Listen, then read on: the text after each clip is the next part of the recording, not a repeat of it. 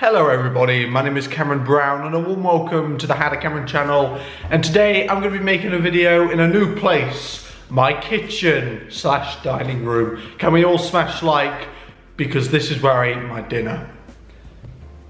Today I wanted to make a video talking about being underestimated at school, because surprisingly I don't get that angry about things. I know it sounds crazy. I know, for example, I made a video on why I hated the prom. Believe it or not, I didn't actually hate it that much. I mean, it was funny to rant about, so that's why I made the video. I didn't make the video because I was genuinely triggered.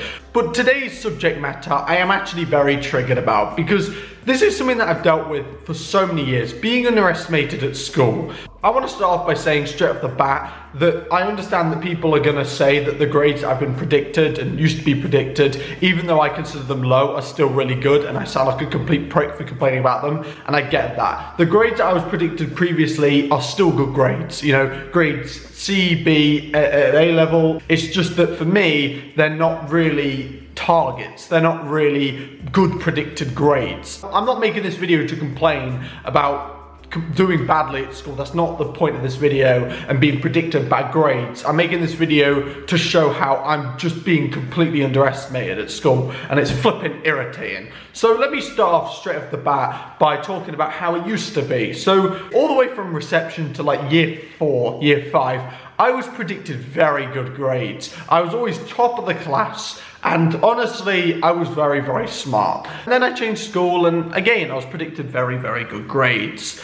And then year 12 arrived. I was predicted at the start of sixth form BCC. I'm not joking. These were my Alice predicted grades. That's what they consider them. Now, I know the word Alice actually is already a bad word to use. It already gives me negative connotations. Alice is the name of John's ex-girlfriend.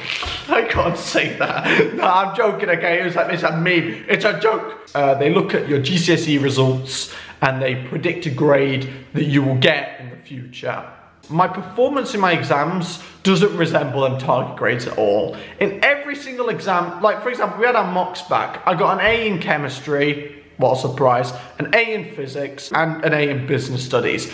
Now, this is the thing with business studies. The subject's complete shit. This is the thing. I hate business so much because the grade boundaries make no sense. Because according to the marks I got an A completely on the paper. Looking at last year's grade boundaries and looking back at years of grade boundaries, it's only about 74% for an A. I got over 75%, so I got an A. But according to my teacher, nah, it was an easy test. It's 80% for an A. And quite frankly, that's not even that bad. But here's the thing that annoys me. In business, okay, I was predicted BBB for my UCAS, which are the grades I send off to apply to uni. And I shouldn't complain about them because I did get 4 offers. It's not like it limited me from, you know, being able to go to uni in the future. But it just irritated me so much how, you know, I was predicted like B's. Like, that makes no sense. The thing that annoys me the most is business studies. How the flip am I predicted a B? I got 75% in one of the mock papers, which I got back. The one that I thought was way harder than the other one, so I most likely did better in the other one. I got 75%, which according to all the other past papers, grade boundaries, that's an A. And this is an AS and A2 paper. What that means is, it's not just year 1, it's year 2 as well. That's all the content we will ever learn. What that means is, technically, I could do no revision and I would probably get somewhere around, you know, the grade that I got in this paper. 75%, which as per the previous grade boundaries would be an A. How the hell am I predicted a grade B, okay, when I literally got 75% in a mock which I did jack all revision for? How does that make any sense?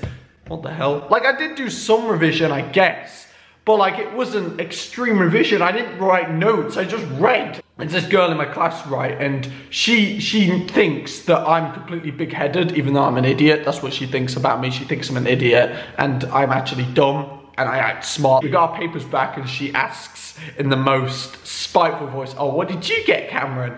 I gave my mark out. I got 6 more marks than her.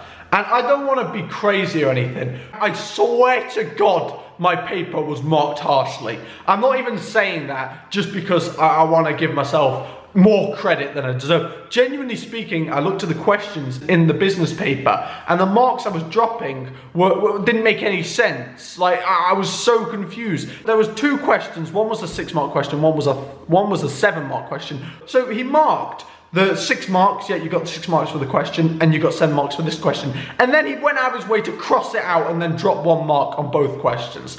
That just seems fishy. How can you change your mind on the mark twice? Like, does that seem fishy? I think it does. And then I looked at the bigger questions, the longer questions, and one of the questions was a 15-mark question. I dropped 4 marks just because I incorrectly said that something was part of the Asenov's matrix, which is a business model. That dropped me 4 marks. Okay. I said that there was a term that was part of the Asenov's matrix, which is like a business model, which I didn't actually revise, so I don't even know why I mentioned it. I mentioned that there was an element that was a part of it, but then I still described what the term meant correctly. I just incorrectly located it in the business model.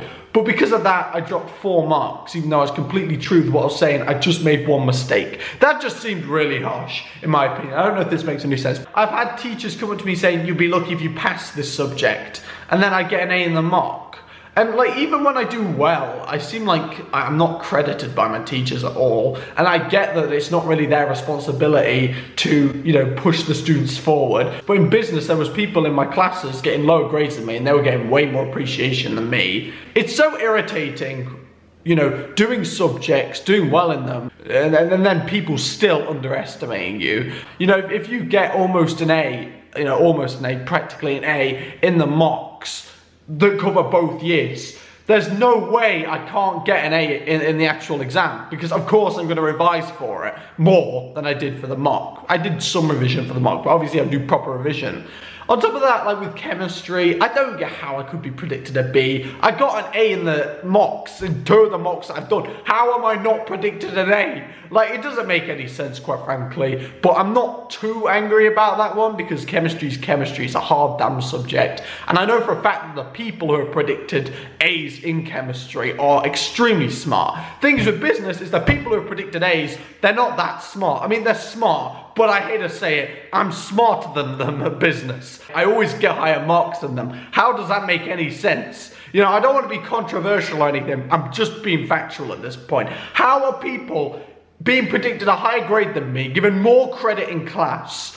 You get less marks than me. It seems ridiculous to me, and I feel like I'm just completely underestimated at school. And it's not just A-levels, you know, it's everything. Then there was the boxing thing. Like, I did boxing training, I still do to this day, most days, and literally people still think I'm weak. People still think I can't punch for hell. I don't care about people thinking whether or not I can punch, but like when people are deliberately saying to me, you're weak, you're bad at boxing, you're skinny, when people keep saying stuff like that to me, I'm just like thinking to myself, I'm not though, I'm quite good, I think, you know, I put time into it, I put effort into it. And then it's my YouTube channel, you know, I did so well, I used to get so many more views per video, I used to get so many comments, so many likes, I used to gain so many subscribers. People always discredited it. So what I meant by being underestimated when it came to YouTube was simply that, oh Cameron, your subscribers are fake, or oh Cameron, you sub bot, or oh Cameron, you don't get many views per video, or you only make videos on fat people and that's the only reason why you gain subscribers, and that I'm lazy and my content's not funny. I still got criticism for that,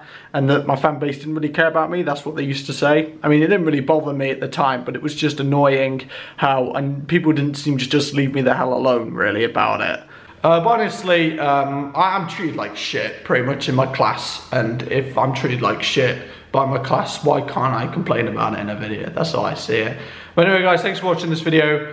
In general, I don't even know if this video turned out well. It probably did though, because you know, I'm so good at editing. I've got them moves, I can edit well. Leave a like on this video if you enjoyed it, subscribe to the channel if you're new today, and I'll be seeing you guys later. Goodbye.